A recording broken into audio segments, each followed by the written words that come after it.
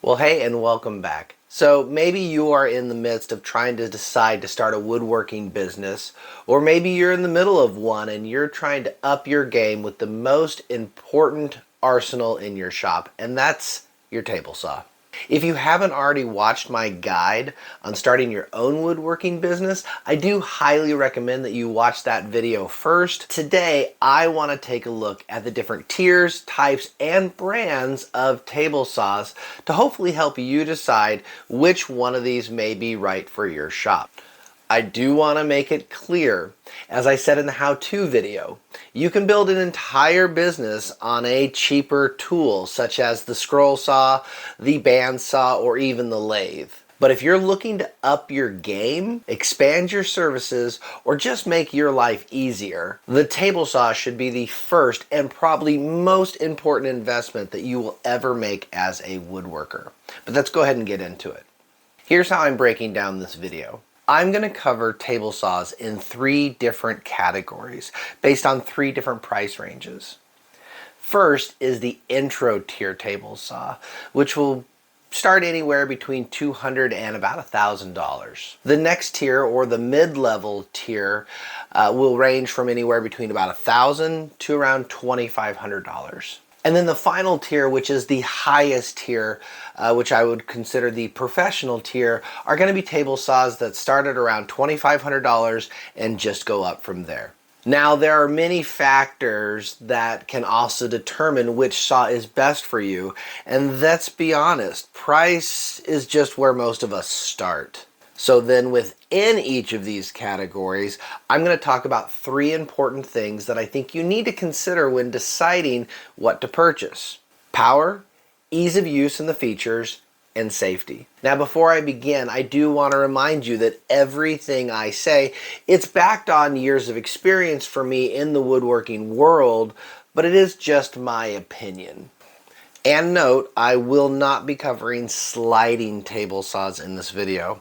Although those are some of the safest and arguably some of the best table saws in the world and really popular in places like Europe, I live in America, and it's just not something many Americans are going to be using or going to be purchasing. I do hope you can use this as a guide in addition to the other research that you should be doing when helping you make your final decision. And whether you agree or disagree with my opinions, that's okay. Feel free to let me know in the comments down below. But with that, I think it's time to get started. First, the intro tier, and as I said, these typically range between $200 and around $1,000.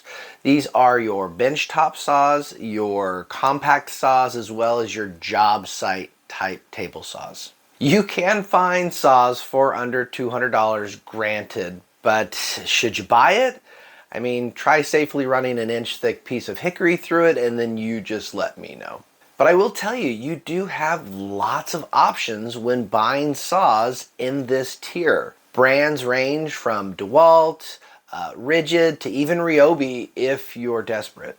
Pros of these saws tend to be the portability, the electrical requirements, really the ease of use, and ultimately the price. But cons tend to be lack of power, the surface area of the saw itself, and sometimes even safety features. But first, the pros.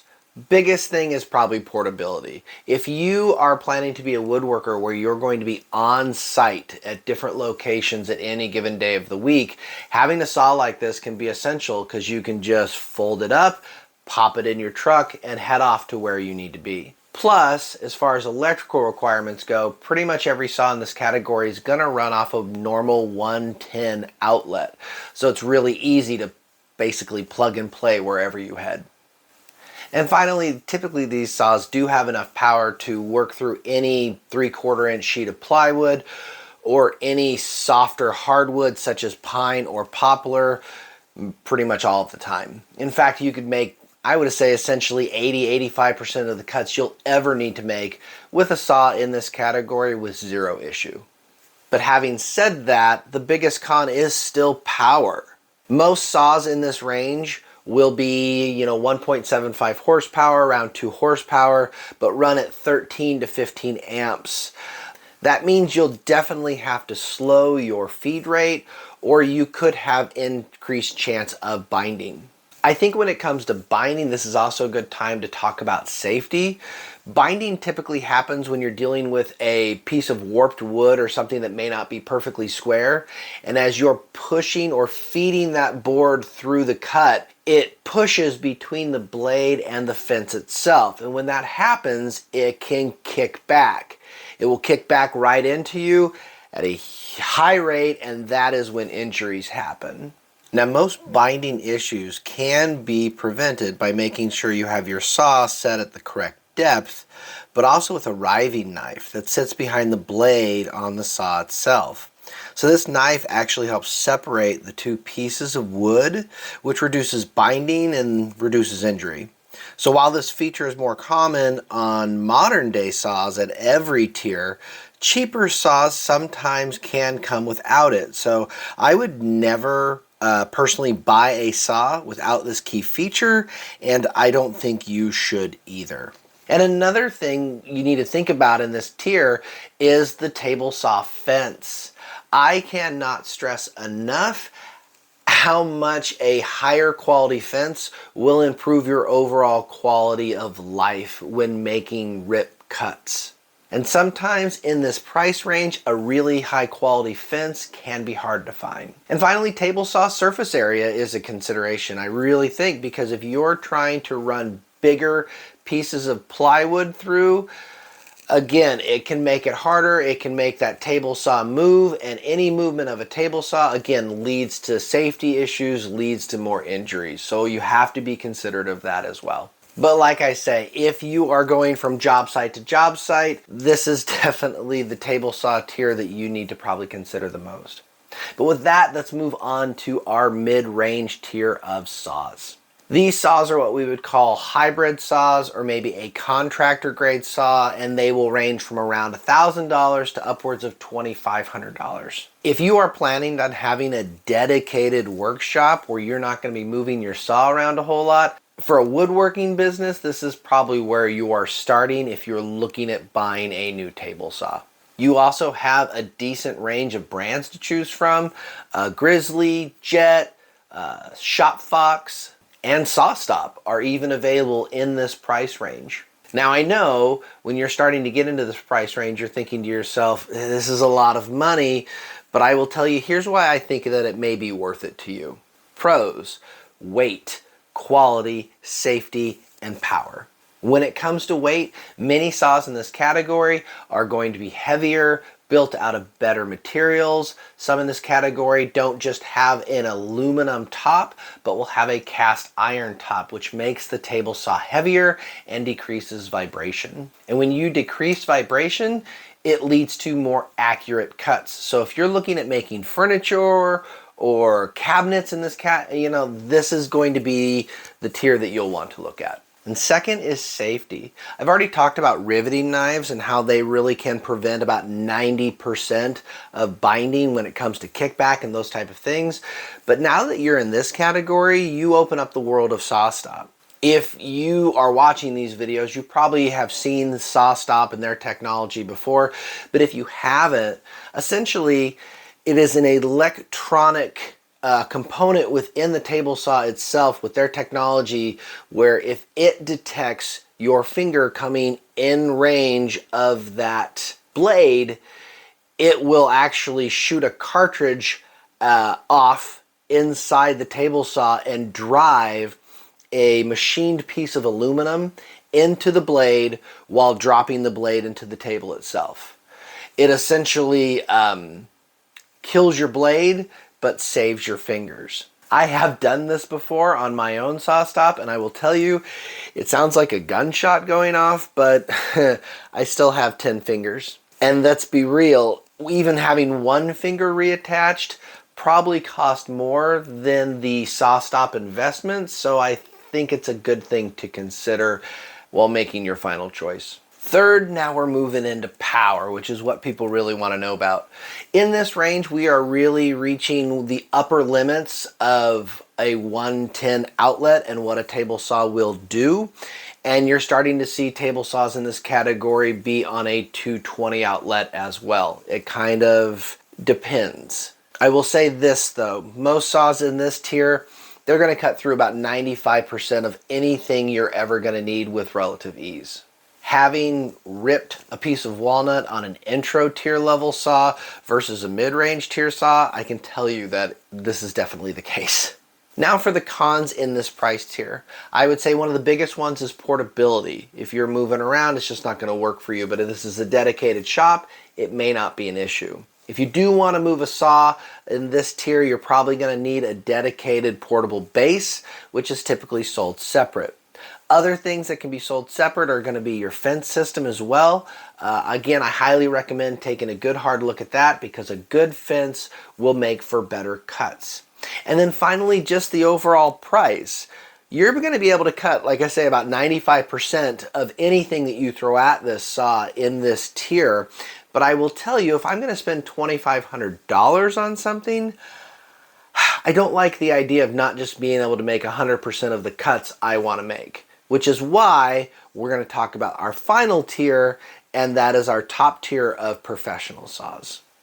Chances are that if you're looking in this price tier of saws to begin with, you have probably already lived that world in the entry level or the mid-range saw and felt the frustration of either not being able to make an accurate cut or to run a piece of wood through and only to see huge burn marks on a really expensive piece of Wingay or Purple Heart and been frustrated at it. But then you got to ask yourself, is spending $2,500 or more on a saw actually worth it? Because at this point, it is an investment. Because not only are we talking $2,500, it's really easily to spend upwards of $5,000, $6,000 to get that saw of your dreams. And I will say as an investment, I would say it's probably worth it, but I'll explain why in a minute. I will tell you the three big brands that I would personally consider in this price tier are going to be SawStop, Powermatic, and then Delta, and yes, in that order.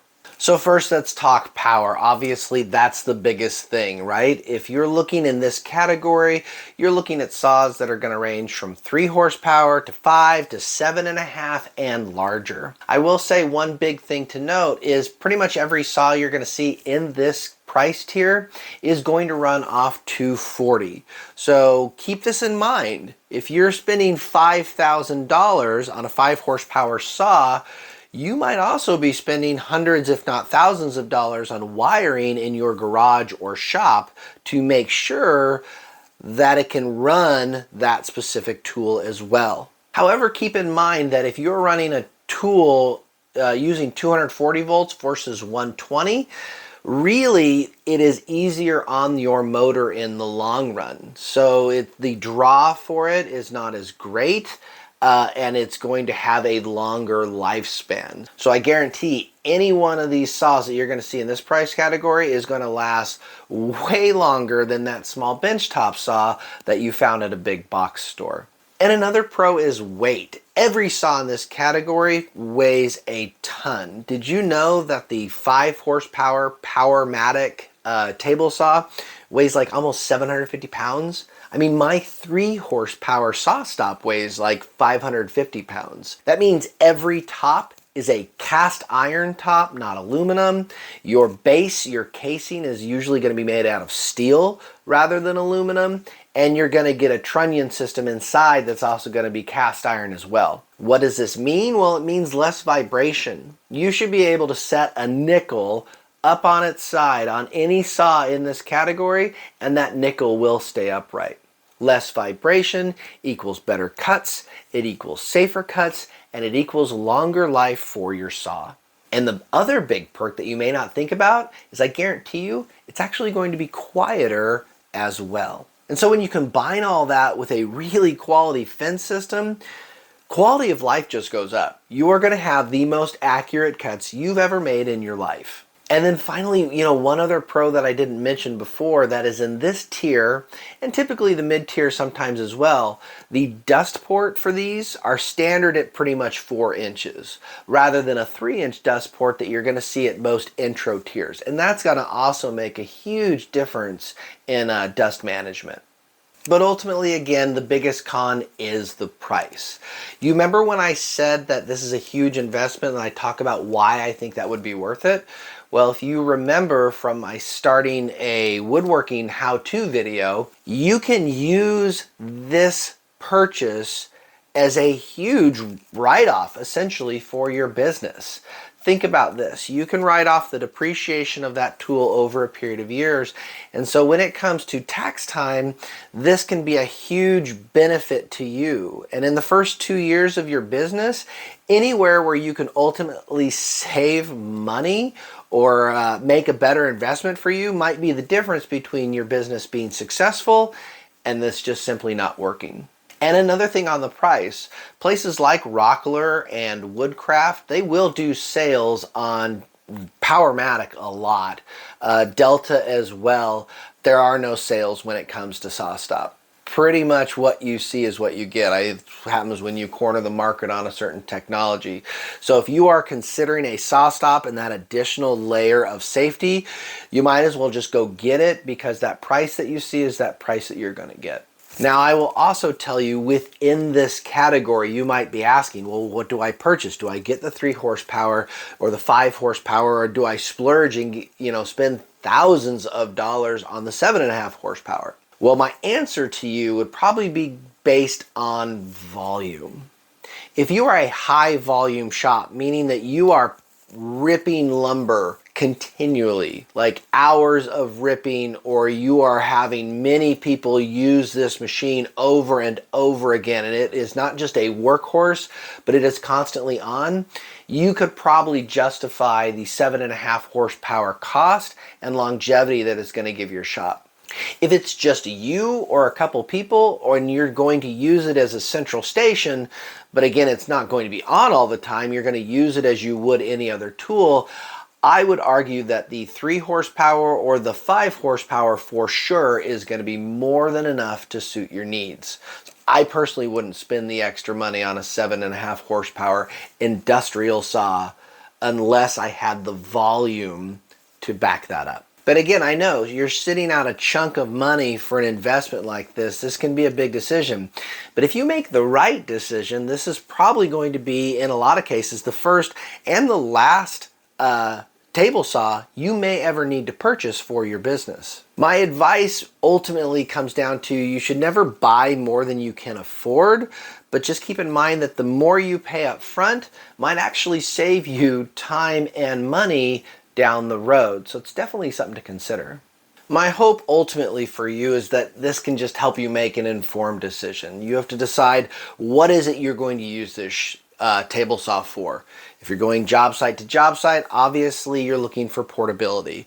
If you're looking for a dedicated workspace table saw in a shop and you have a normal level of volume, maybe you're looking at a mid-tier hybrid, or you're looking at an upper tier 240 volt powerhouse that can basically last you for years. Either or, it's a really important decision to make, and I don't think it's one you should take lightly, and I think it's one that you should do a lot of research on before making your final decision. I do want to encourage you, however, if you have additional questions or things that you may not have heard in this video that you want to know about, please leave a comment down below. Or maybe you disagree with me on anything that I've said. Leave a comment there too. I'm happy to hash that out with you as well. I will respond to every comment that's left. But with that, like I say, I appreciate you as always coming along. Hope this was helpful to you. I plan on doing a series of these, so make sure that you tune in to the whole series